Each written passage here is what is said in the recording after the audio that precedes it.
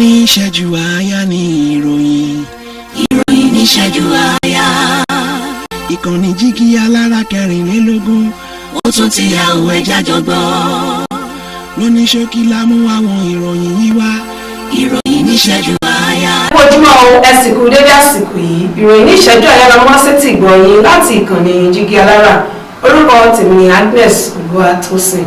Àjọ àwọn Kìrìsìtẹ́nì lórílẹ̀‐èdè Nàìjíríà CAN sọ pé àtẹ̀jíṣẹ́ ọdún Àjinde tó wá láti ọwọ́ ilé-iṣẹ́ tó ń rí sí owó tó wọlé lápapọ̀ fún ìjọba Federal Inland Revenue Service kò mú ọpọlọ dání. Àjọ náà sì sọ lọ́jọ́ Ìṣẹ́gun ní ìlú Àbújá pé kí ilé-iṣẹ́ náà kó àtẹ̀jíṣẹ́ náà jẹ kí wọ́n sì tọrọ àforíjì ní gbangba. Ilé-ẹjọ́ gíga àpapọ̀ kan ní ìlú Àbújá ti sún ìpẹ̀jọ́ ilé-iṣẹ́ Binance Holding Limited pẹ̀lú àwọn òṣìṣẹ́ rẹ̀ méjì tí wọ́n ń pè ní Tigran Gambarian àti Nadeem Anjawala sí Ọjọ́bọ̀. Ọ̀dọ́mọkùnrin Olúwàgbéminíyì Ọ̀dẹ́gbàmí tí ń ṣe ọmọ bíbí agbábọ́ọ̀lù gbogbogbò tẹ́lẹ̀ rí Ṣẹ́gun Ọ̀dẹ́gbàmí ti jáde láyé ní kùtùkùtù òwúrọ̀ ọjọ́ Ẹtì rere Good Friday ọjọ́ 29 oṣù kẹta ọdún 2024 lẹ́yìn àìsàn ráńpẹ́. Mínísítà fún ètò ẹ̀kọ́ ọ̀jọ̀gbọ́n Tahiru Mamman ní àwọn ẹ̀ṣọ́ ààbò yóò tọpa àwọn èèyàn tí wọ́n ní ayédèrú ìwé ẹ̀rí ilé ẹ̀kọ́ gíga ní orílẹ̀-èdè yìí. Lọ́jọ́bọ̀ Thursday ọjọ́ 28 oṣù kẹta ọdún 2024 kí ìsinmi ọdún Àjínde tó wọlé ní náírà ti jẹ́ 1,309 náírà ìyẹn 1,309.39 náírà sí dọ́là, àmọ́ báyìí ó ti jẹ́ 1,278.58 náírà sí dọ́là tí ó túmọ̀ sí pé náírà ti ń níyì sí. A ti ní ọ̀pọ̀lọpọ̀ ọjà nílẹ̀, kódà ojú òpópónà àti ti òkun ni wọ́n ti ń gbé ọjà gbà báyìí. Àwọn ọkọ̀ ojú omi kọ̀ọ̀kan ti wà ní orí ìlà tí àwọn kan sì ti gbé dísẹ́ẹ̀lì àti epo ọkọ̀ òfurufú tí ń ṣe aviation jet fuel. Olùdarí àgbà fún iléeṣẹ́ Dangote Davakuma Edwin ló sọ èyí fún ikọ̀. Àjọ àwọn dókítà tó ń gbé ní University of Medical Science Teaching Hospital ní ìpínlẹ̀ Ondo ti bẹ̀rẹ̀ ìyanṣẹ́lódì ọjọ́ 14 látàrí owó oṣù méjì tí ìjọba jẹ àwọn ọmọ ẹgbẹ́ wọn tuntun. Àwọn ọlọ́pàá Gombe ní àṣálẹ́ ọjọ́ ọdún Àjínde dènà ìkọlù tó fẹ́ wáyé lọ́jọ́ náà látàrí bí àwọn ọmọ Hisba Gombe ṣe fi òkúta àti àwọn ohun ìjà mìíràn lu ikọ̀ àwọn ẹgbẹ́ brigade.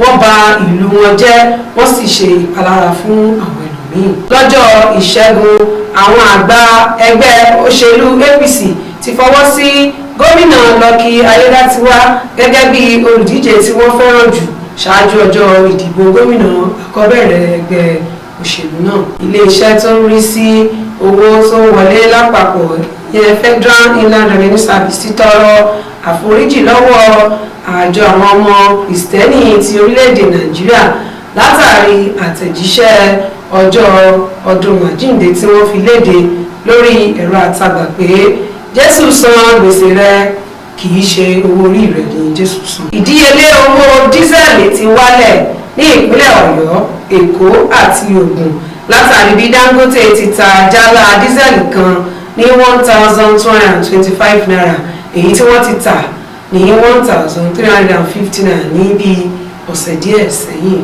Àwọn ọmọ orílẹ̀-èdè Nàìjíríà ní agbègbè Alámàlà ní ìlú Abẹ́òkúta ti kó ohun tí wọ́n fura sí pé ó jẹ́ cannabis sativa tí ìwọ̀n rẹ̀ jẹ́ 223 kg fún àjọ tó ṣàkóso oògùn olóró lórílẹ̀-èdè Nàìjíríà ní ìpínlẹ̀ Ìròyìn yìí ló sọ lọ́jọ́ Ìṣẹ́gun pé àǹfààní ti wà fún ilé-iṣẹ́ ohun àmúṣagbára láti fi kún ìdíyelé owó náà láti 98 náírà ìyẹn 68 náírà sí 200 náírà 200 náírà fún kílówàtì iná fún wákàtí kan.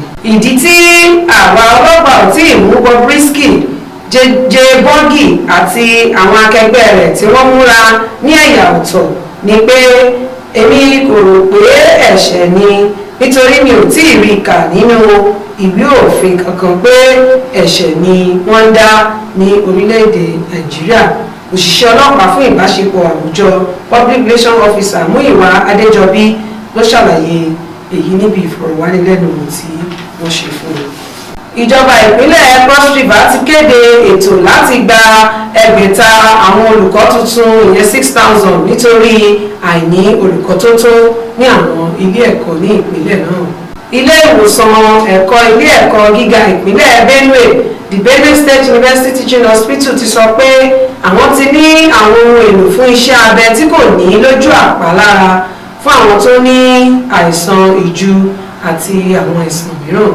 Ààrẹ tẹ́lẹ̀ rí fún ẹgbẹ́ àwọn òṣìṣẹ́ orílẹ̀-èdè Nàìjíríà ìyẹn Nigeria Labour Congress Comrade Ali Siroma ti jáde láyé lọ́jọ́ Ìṣẹ́gun ní ìlú Maiduguri ní ìpínlẹ̀ Borno lẹ́yìn àìsàn díẹ̀. Ó kéré tán èèyàn mọ́kàndínlọ́gbọ̀n 29 ló ti jáde láyé tí èèyàn kan sì farapa lẹ́yìn iná tó ṣẹ́yọ ní ilé ìjọsìn kan ní orílẹ̀-èdè Turkey. Ẹ̀kẹrin Olúbàdàn ti ilẹ̀ Ìbàdàn Ọba Hamidu Ajibade ti ṣàlàyé ìdí tí àwọn ìgbìmọ̀ afọbajẹ ní ìlú Ìbàdàn kò ṣe tí ì kéde ọba tuntun fún ìlú Ìbàdàn.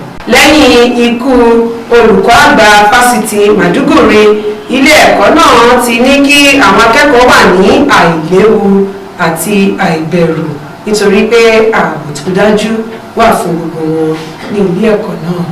Ìròyìn fún ìṣẹ́jú Àyà tòní ò ní jù báyìí lọ. Lẹ́ẹ̀kan sórúkọ tèmi ní Agnes Olúwatósìn ẹ̀ máa yáṣẹ́. ní ìṣẹ́jú Àyà ní ìròyìn. ìròyìn ní ìṣẹ́jú Àyà. Ìkànnì jígí alára 24. Ó tún ti yá òun ẹja jọgbọ́. Lóní ṣókí la mú àwọn ìròyìn yìí wá. Ìròyìn ní ìṣẹ́jú